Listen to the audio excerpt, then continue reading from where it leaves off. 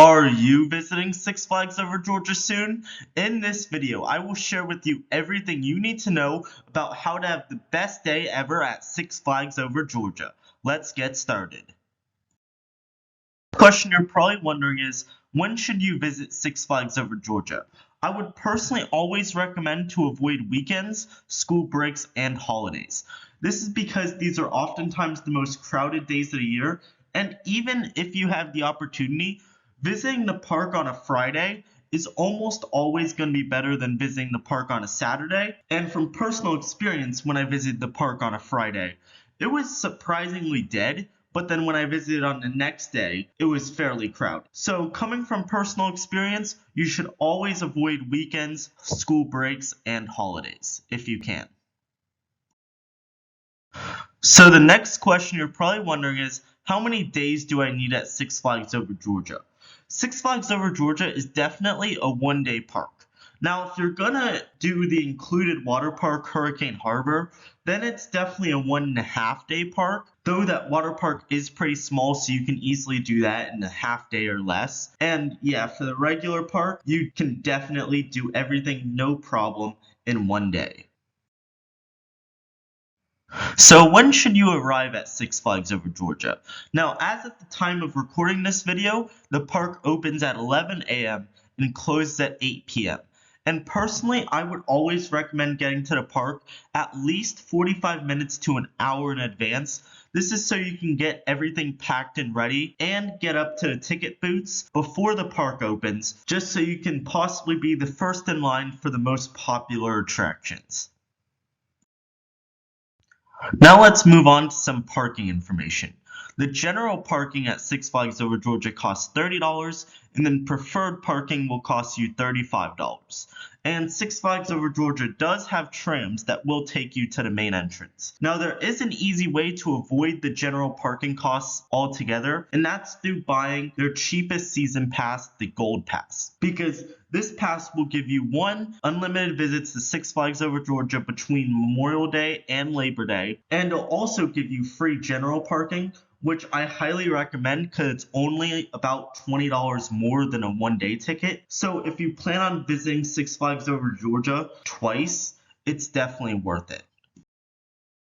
Probably wondering whether Six Flags Over Georgia's Skip the Line system, the Flash Pass, is worth it.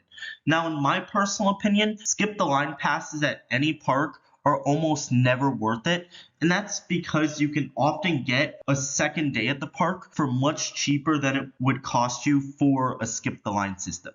That's especially true at Six Flags Over Georgia because a season pass literally only costs like $20 more than a one-day ticket. But if you're seriously considering the Flash Pass, the standard Flash Pass costs you $60, and then the Gold Flash Pass will cost you $80, then the Platinum Flash Pass will cost you $145, which in my opinion is quite ridiculous. And the Gold Flash Pass is supposed to cut your wait time in half, and supposedly the Platinum Flash Pass will cut your wait time by 90%. So here's my recommended ride order for Six Flags Over Georgia. I would first recommend hitting Daredevil Dive because that is the park's lowest capacity attraction and can easily rake up lines close to 30 minutes to an hour on busy days. Then I would recommend heading to Georgia Scorcher next because that is fairly close to Daredevil Dive and is a fairly slow loader, so because of that it can rake up decently long waits throughout the day. And then I would recommend heading over to Goliath because that's very close to Georgia Scorcher. And then after riding Goliath, I would recommend heading over to Twisted Cycle, which is the closest coaster to the main entrance. And then I would recommend heading over to Gotham City section to ride Riddler Mindbender and Batman the Ride, which should have short waits at this time. And then after riding those two great attractions, you should head over and ride the park's Mine Train coaster, DeLonga Mine Train. And then after that, you should head over and ride Blue Hawk, and then head over to the Great American Scream Machine, which is literally right next door to Blue Hawk. And then after riding Great American Scream Machine, you should be very close to Superman Ultimate Flight, and then I would recommend hitting that. So let's talk about some other great attractions at Six Flags Over Georgia. So you first have the park's water park, which is Hurricane Harbor.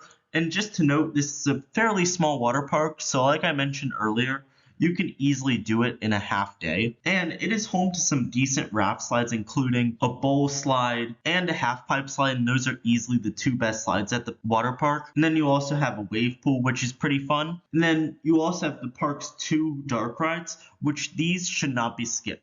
You have the park's classic dark ride, which is Monster Mansion. This is a slow-moving boat ride that will take you past some monsters, and it is actually a surprisingly good and funny dark ride, so you should not miss it.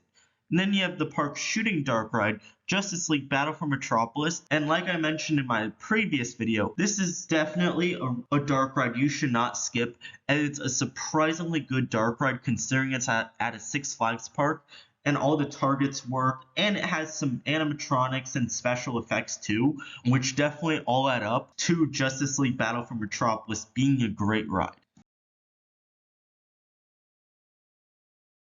As you're probably getting hungry, let's look at the dining options that Six Flags Over Georgia has to offer. Now, personally, this goes for any park, but I will always recommend to eat breakfast before you enter the park and eat dinner once you leave the park, just to save money throughout your visit, as theme park food is quite expensive. And that's especially true with Six Flags parks, because now the food prices don't cost any more than your standard amusement park, but the food quality is just average for an amusement park, and you're getting your standard pizza, burgers, chicken tenders, hot dogs, funnel cakes, just your standard amusement park food. So that's just one thing to note when visiting Six Flags Over Georgia, as you're not getting any fancier food options at the park. So if you enjoyed this video, I just want to thank you for watching the video, and remember to like and share this video with anybody you know who'll be visiting Six Flags Over Georgia soon, and also remember to subscribe to Southeastern Thrills, and I also recommend that you check out my video on why Justice League Battle for Metropolis is a must-do dark ride at Six Flags Over Georgia. Peace.